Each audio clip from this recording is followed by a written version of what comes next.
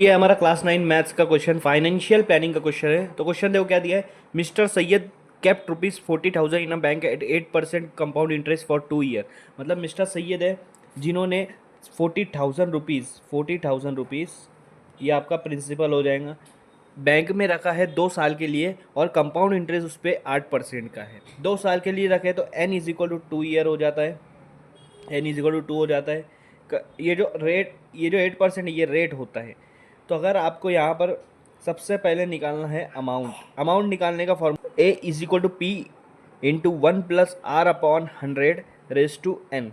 सबसे पहले अमाउंट निकालो। अमाउंट मतलब टोटल उसको जब 40,000 रखा उन्होंने तो 2 साल के बाद कितना रुपीज़ मिला है, ठीक है। तो ये अमाउंट होगा। प्रिंसिपल वो होता है जो उन्होंने रखा है बैंक में कितना रखा है 40,000।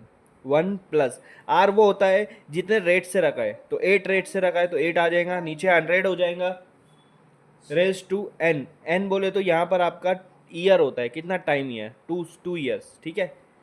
40,000 इसको अगर मैं सॉल्व करूँगा तो 1 × 100 हो जाएगा +8 डिवाइड बाय 100। यहाँ पे मैंने क्रॉस मल्टीप्लाई किया, ये देखो इसके नीचे कुछ नहीं है मतलब 1 है।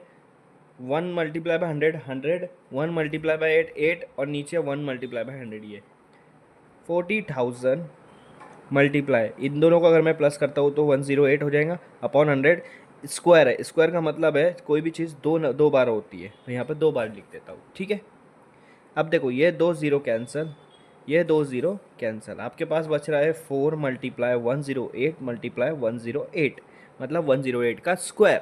तो 108 का स्क्वायर कैसे निकाल लेंगे, मल्टीप्लाई करके देख लो आप। 8 8 सा 64, 4 यहाँ 6 या 8 0 0 6, 8 1 सा 8, फिर 0 0, 2 0 इसलिए लगा रहा हूँ क्योंकि डायरेक्ट 1 का स्टार्ट कर रहे हैं हम लोग। 108 4 6 6 1 1 1, तो ये आपका आंसर आया। इसमें 4 को मल्टीप्लाई कर दो, 4 4 ज़ा 16, 6 यहाँ 1 यहाँ 4 6 ज़ा 24 + 1 25, 2 बचा, 4 6 ज़ा 24 + 2 26, फिर 2 बचा, 4 1 ज़ा 4 + 2 6, 4 1 ज़ा 4, तो आपको आंसर मिलेगा 46656 रुपीज़। मतलब उन्होंने जो 40,000 रुपीज़ रखा था बैंक में, 2 साल के बाद हो गया वो 46,656। तो कितना इजाफा हुआ, कितना इसमें प्रॉफिट हुआ। तो प्रॉफिट अगर आपको निकालना है CI कंपाउंड इंटरेस्ट, तो अमाउंट माइनस प्रिंसिपल करना पड़ेगा। अमाउंट आपका है 40,000, अमाउंट आपका है 46,656 माइनस प्रिंसिपल है 40,000, तो प्रॉफिट हुआ है इनको 6,656 रुपीज़ का। ये आपका प्रॉफिट है, मिस्टर सैयद का प्रॉफिट यहाँ पर ये दिया हुआ है, ठीक है। अब आगे बढ़ते हैं हम लोग,